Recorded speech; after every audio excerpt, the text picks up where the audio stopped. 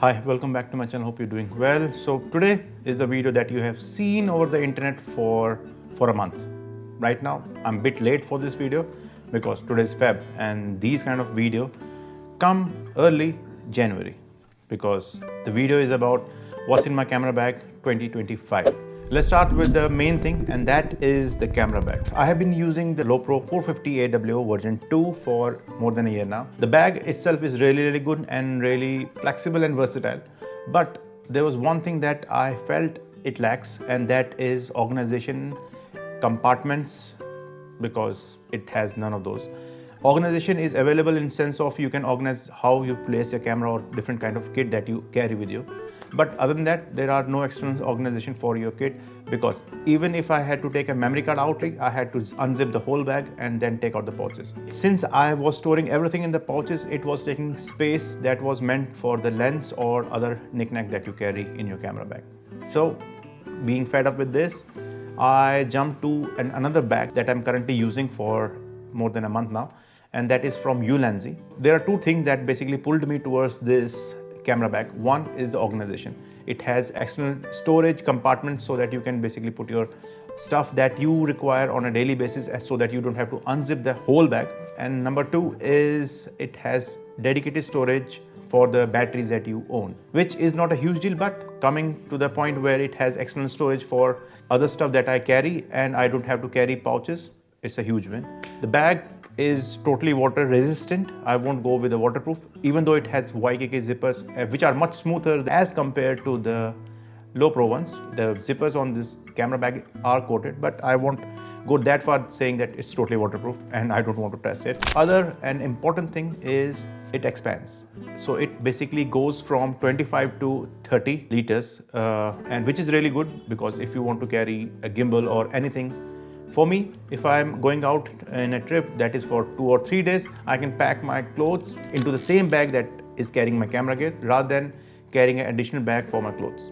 Now, let's move to the camera body. I am still using the Sony a7 IV, and if I'm being honest, having a hybrid system works fine for me because I can shoot videos, I can shoot photos, and I don't have to worry about carrying a one camera for the photos and another camera for the video, because that adds up the weight, and you want to keep your stuff as light as possible so your bag doesn't break.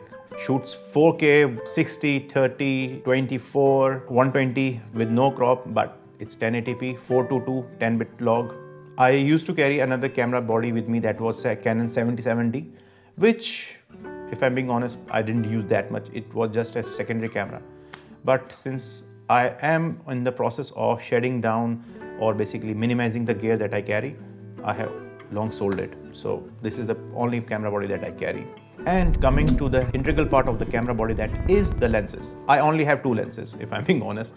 One is 24 to 70 with constant f2.8, which is what is recording right now.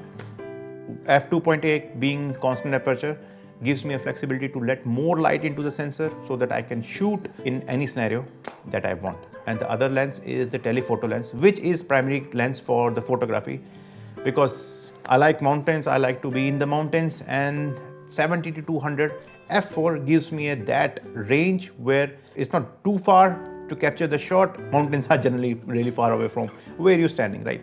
Let's move to another segment, that is action camera. I still own GoPro Hero 8, which I didn't know you can't basically fit an ND filter into it. Yeah, that's a whole different story. But newest addition to the camera bag, and why I'm making this video right now, is the Insta360 X4. Shoots 8K, 360 camera, records everything, gives you the functionality of having dual lenses. Just stick it into a single place and record everything.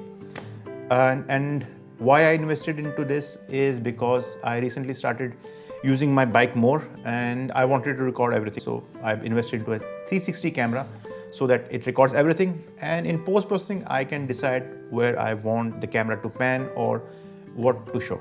Battery life is really good on this. Went on 13-hour journey for the Diwali. Didn't charge it once. Now let's move to an audio segment. I right now carry two different audio systems with me. One is the wireless that I'm using right now, for which the video is already out. Go check it out. One is the shotgun microphone from Sony, The reason I carry it everywhere is because one, it doesn't need to be charged. You can basically use the Sony ECM B10 to make it a narrow shotgun microphone or a microphone with a wide range or omnidirectional one. The most of the scenarios where I am doing the vlogging or I want to record an ambient sound, I use the Sony ECM B10 for that. The other system that I use is from DJI Mic Mini. The system that I'm using consists of one transmitter and one receiver, basically a bare bone system. I don't require an additional transmitter because I'm the one that is doing the recording. So yeah, that's fine. Plus it helps me to keep the cost down as well as keep the kit condensed. DJI Mic Mini with noise cancellation built into it, but you have to use the phone to activate it. Now let's move to a different segment, and that is the drone I carry. I am still using my old and trusty DJI Mini 2 with 4K recording. Can't shoot log with it, but since the recent updates, the limit on the DJI Mini 2 that was 15 meters has been lifted. Now it's 120 meters depending on the area where you are flying. I don't feel the need to upgrade it because let's face it, it works fine, don't need to replace it. Yeah. So other thing that has stayed from the previous year is the filters. I am using K&F Concept VNDs because if you want to shoot video and want to stay true to 180 shutter rule, you will have to use ND filters. And the one that I already have is the Promise filter, but it's an 1/8 of a strength because I always use it everywhere. Right now I'm loving the look. It blooms the highlight, smoothens out the skin tones or your skin, not the skin tones. Yes, works fine. Love the look. It basically reduces that sharpness from your footage, which I prefer. You might not like it, but that's fine. So you do you. Let's move to another important component, and that is the memory cards. I use high-speed memory cards. I have V16 cards from Lexar and Sony. These work fine. They have much higher speed as compared to the standard one that you get from the camera manufacturers. It's suitable for majority of the work that I do. But if you feel the need that it's lacking somehow, you can go with V90 cards, which are much more superior than these. And above that comes CFX card, which I don't require. So V60 are doing great for me. Let's move to miscellaneous stuff that I carry. One is the cleaning kit. In cleaning kit, I carry microfiber cloth and a rocket blower. This is what I'm using in terms of cleaning kits, and type C to type C wires for charging my drone, my camera battery, my Insta360 X4 from my bike, and another one is the power bank. Gives me a flexibility to charge anything and everything anywhere. So these are the stuff that I carry in my camera bag. If you like the videos that I'm putting out, please consider subscribing, hit the bell icon so that you get notified whenever I post, and thank you for being the part of the community, and take care of yourself. Bye.